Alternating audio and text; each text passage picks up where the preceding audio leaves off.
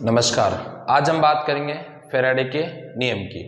अब ये फैराडे का नियम क्या होता है ये जानकारी हम यहाँ से जुटाएंगे। फैराडे ने क्या बताया कि जैसे कोई कुंडली है, कुंडली समझते हो आप, कोई वायर है उसको इस तरीके से लपेट रखा है किसी शाफ्ट पर, तो ये कुंडली बन गई। जब इस कुंडली से चुंबकीय फ्लक्स होती हैं, जब इसमें से विद्युत चुंबकीय क्षेत्र की रेखाएं गुजरती हैं तो इससे क्या बनेगा, फ्लक्स बनेगा। अब अगर उस फ्लक्स की मान में बढ़ोतरी होती है या उसमें घटोतरी होती है तो इसमें क्या होगा, एक विद्युत वाहक बल उत्पन्न होगा। समझना आप ध्यान से, क्या होगा, एक विद्युत वाहक बल उत्पन्न होगा और उस विद्युत वाहक बल की दिशा इस प्रकार होगी कि ये उसी का विरोध करेगा जिसके कारण उत्पन्न हुआ है। इसीलिए इसको अपन ऐसे भी लिख सकते हैं, E is equals to minus d phi B upon d t. ठीक है, अगर हम इसको मोड लेते हैं तो हमारा बनेगा d phi B upon d t. अब यहां से हम बात करें कि सर अगर अपन यहां से इसका कथन बनाना चाहें तो अपन क्या लिख सकते हैं, किसी विद्युत वाहक बल का परिमाण, ध्यान रखना ऐसा क्या बनेगा, किसी विद्युत वाहक बल, ये हो गया किसी विद्युत वाहक बल का परिमाण जो होता है वो ये होता है कि उसके दोनों तरफ क्या लगा दिया अपन ने, मोड लगा दिया। तो किसी विद्युत वाहक बल का परिमाण फ्लक्स में परिवर्तन की दर क्या होगा भाई, फ्लक्स में परिवर्तन की दर के बराबर होता है।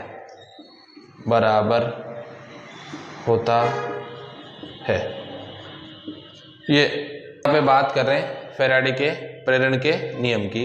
फैराडे के नियम क्या होता है, किसी विद्युत वाहक बल का परिमाण, देखो इसको बोलेंगे विद्युत वाहक बल का परिमाण कॉमा इसलिए लगाना है क्योंकि फिर ये शब्द प्रॉपर बन जाएगा आपके, है ना, डेफिनेशन, फ्लक्स में परिवर्तन की दर के बराबर होता है। हम यहाँ पे बात करें फैराडे के प्रेरण की नियम की तो देखना ध्यान से क्या होता है कि जैसे हम समझ सकते हैं कि जैसे मैंने आपको फिर एक बार बता दूं, ये कुंडली है, इस पर अपन ने फिर कोई तार लपेट दिया, उसमें से चुंबकीय क्षेत्र संबंधित हो गया, इससे मतलब चुंबकीय क्षेत्र रेखाएं गुजर रही है और फिर उसमें वो जो चुंबकीय क्षेत्र रेखाएं गुजरती है तो वो फ्लक्स बन गया। और ये फ्लक्स बना है इसमें परिवर्तन होगा किसके साथ, समय के साथ।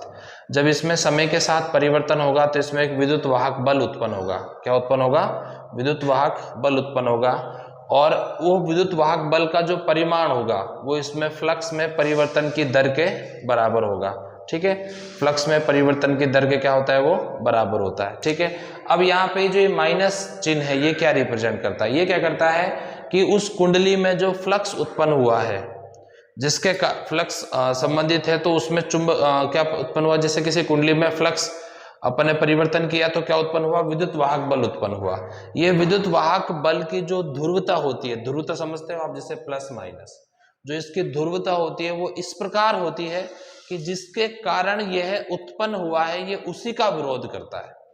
क्या होता है, जिसके कारण ये उत्पन्न हुआ है उसी का ये विरोध करता है। जब ऐसा विरोध करेगा तो फ्लक्स में परिवर्तन टाइम के साथ कम हो जाता है, इसलिए अपन इसको क्या कहते हैं, माइनस का चिन्ह यहाँ पर उपयोग में लेते हैं। इसको लेंज के नियम से समझाया गया है। किसके नियम से समझाया गया है, इसको लेंज के नियम से बहुत अच्छे तरीके से समझाया गया है। ठीक है, इसके बाद हम बात करते हैं इसके कि अब यहाँ पे जो विद्युत वाहक बल उत्पन्न करने वाले जो कारक हैं वो कौन कौन से हो सकते हैं। तो हम सब जानते हैं कि अगर हम बात करें यहाँ पे जो हमारा फाई बी होता है वो होता है बी ए कॉस थीटा। ये चुंबकीय फ्लक्स है, चुंबकीय फ्लक्स में क्या सूत्र लिख सकते हैं अपन, बी ए कॉस थीटा। तो हमारे पास ये आ गया बी ए कॉस थीटा। अब देखा जाए तो यहाँ पे अगर थीटा में परिवर्तन करोगे तो भी किस में परिवर्तन होगा, चुंबकीय फ्लक्स में। ए में परिवर्तन करोगे तो भी किस में परिवर्तन होगा, चुंबकीय फ्लक्स में। और बी में परिवर्तन करोगे तो भी किस में होगा, चुंबकीय फ्लक्स में। इसका मतलब ये तीनों कारक 1, 2 और 3, ये तीनों कारक मिलकर क्या कर सकते हैं, इस चुंबकीय फ्लक्स में परिवर्तन कर सकते हैं। और ये हमेशा ध्यान रखना, जब चुंबकीय फ्लक्स में परिवर्तन होगा तभी विद्युत वाहक बल उत्पन्न होगा, और जब विद्युत वाहक बल उत्पन्न होगा तभी धारा बहेगी परिपथ में। तो हमेशा ध्यान रखना, ये जो आपका फाई है जब परिवर्तित होगा तो ही क्या उत्पन्न होगा, आपका विद्युत वाहक बल उत्पन्न होगा। और जब विद्युत वाहक बल उत्पन्न होगा तभी आपके परिपथ में धारा का संचरण होगा। इसी को बोलते हैं अपन फैराडे का प्रेरण का नियम।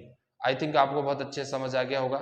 फिर भी इसका जो माइनस वाला पार्ट है, लेंज का नियम, वो हम अगली वीडियो में आपको बता देंगे। उसमें आप जरूर पढ़ लेना कि ये माइनस क्यों, कैसे आता है, इसका कारण क्या है, वहां बहुत अच्छे विस्तार से आपको बताएंगे। धन्यवाद।